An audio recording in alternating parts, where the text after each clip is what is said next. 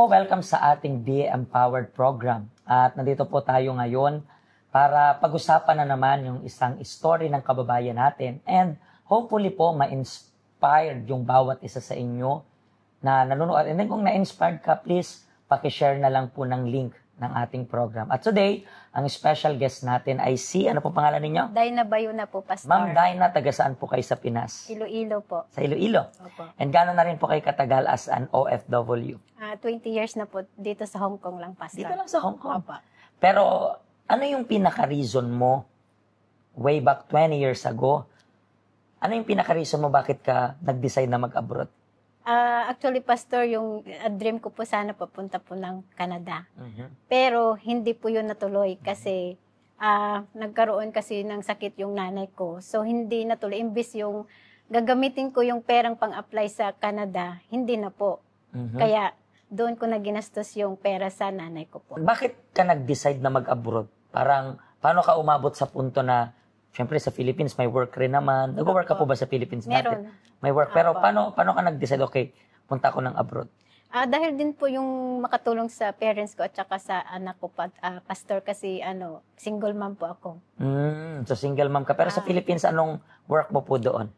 Naging po ako, nag-teach po ako sa primary sa Montessori. Okay, so, okay naman, pero kulang lang talaga yung kinikita. Opo. And then, pumunta ka sa abroad, sabi mo nga, dito sa Hong Kong, 20 years ka na, nakailang amo ka na rin po dito? 6. Naging 6 na rin. Opo. So, yung unang amo, ilang years ka doon? 4. 4 na taon. Opo. Pero bakit di ka na nakapag-renew? Kasi nag-migrate sila ng US.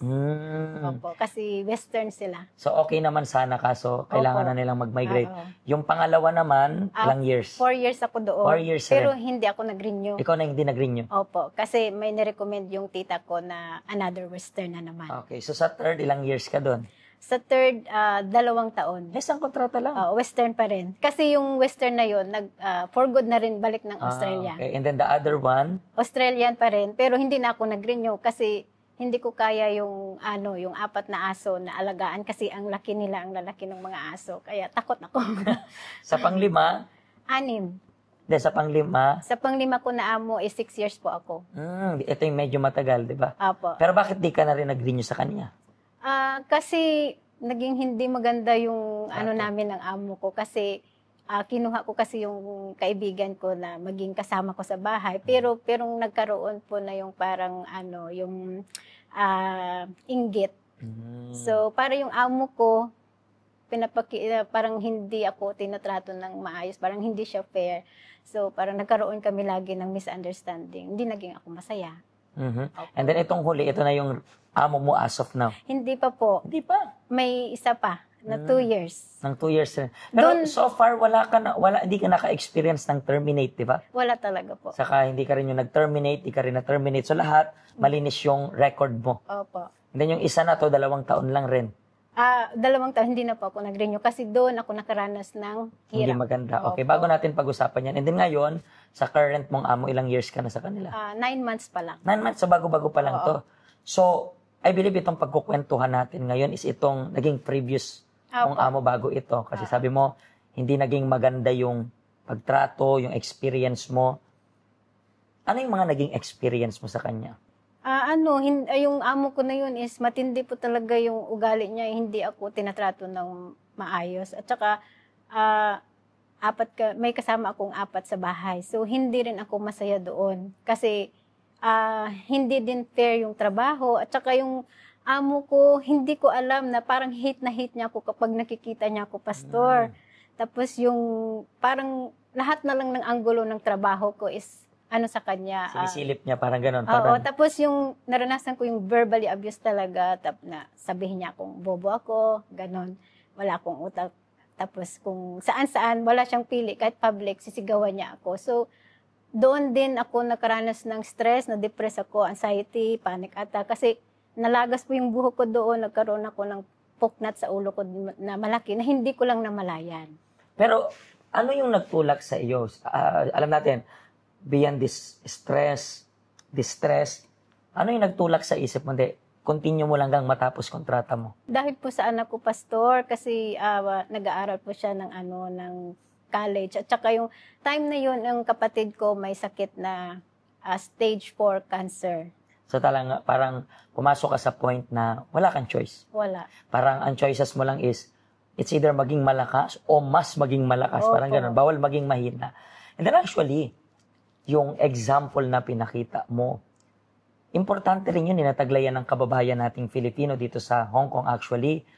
Kasi marami dito na kung gaano kalinis yung record mo, may mga kababayan tayo dito na mabilis sumuko. Opo. Diba parang onting, yes, hindi ko sinasabing i-tolerate yung pang-abuse. Hindi rin maganda yon.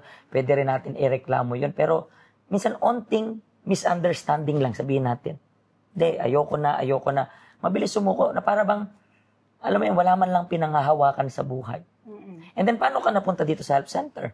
Dahil po kay sa isang assistant dito, nagkataon po yung mga alaga namin is magkakaibigan. So, pumunta siya ng one time sa bahay at saka in-invite niya po ako. Pero dati na po ako dito pumupunta ng UCKJ, mga 2009 pa. Pero churchgoer lang po ako. So, parang hindi ka parang nagtutuloy-tuloy, parang nagbibisit lang. Apo. And itong time, that was anong taon itong in-invite ka niya once again? 2023. Sa 2023. Opo. Pero hindi siya nagsuko sa akin. Mhm. Kahit ano pong ano niya sa akin, hindi talaga ako pumupunta dito kasi sabi ko, lagi akong pagod. Pero hindi ko po pinagpipray niya pala ako. Hanggang after ilang months, nag-decide po akong sarili ko pupunta dito. Tapos nagpabaptize ako agad. Pero how was it? Kamusta yung unang experience mo nung pumunta ka? Nung una, parang gusto ko lang po sumama lang sa mga friend ko rin po. Pero hinahanap-hanap ko siya kahit pumupunta ako sa ibang church. Dito pa rin, parang pa rin yung mga iba talaga po. Pero ba, bilang isang OFW, paano nakatulong itong health center sa day-to-day life mo? Bilang isang OFW, syempre, marami tayong challenges, maraming adjustment. Pero paano sabihin natin, support para sa kalooban mo, yung health center natin?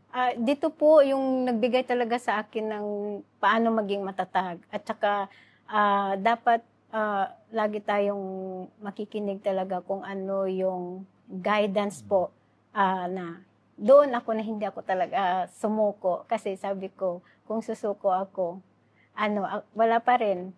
Parang, basically, wala nang choice. Opo. Diba parang, kung ang pagpipilian lang is either maging malakas o mas maging malakas.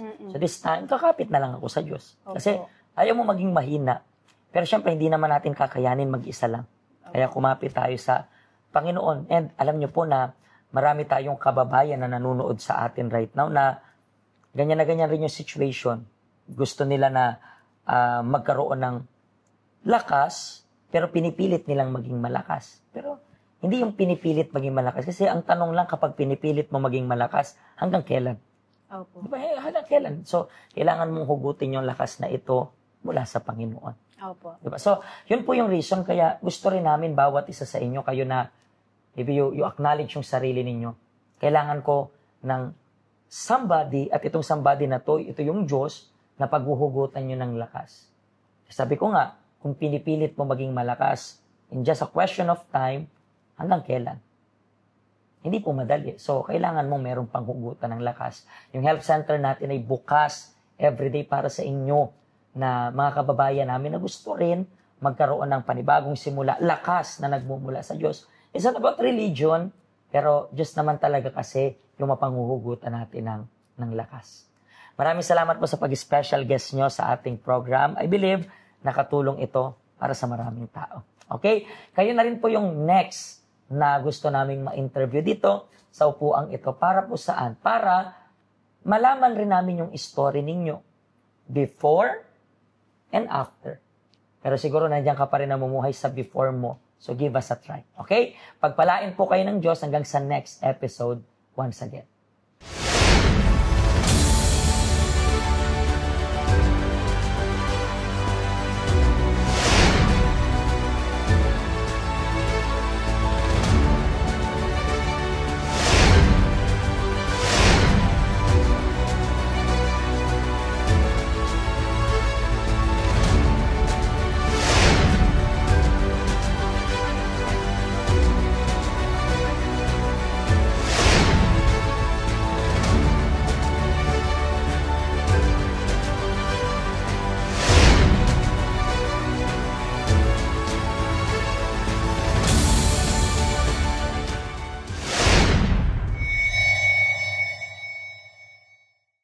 Hello, ako po si Pastor Joshua dito po sa UCKJ Health Center dito po sa Hong Kong. At yung mga napanood nyo pong testimony ay mga testimony ng mga OFW dito sa Hong Kong. Pero I believe makaka-relate rin naman kahit nasaan po kayong bansa. Basta OFW.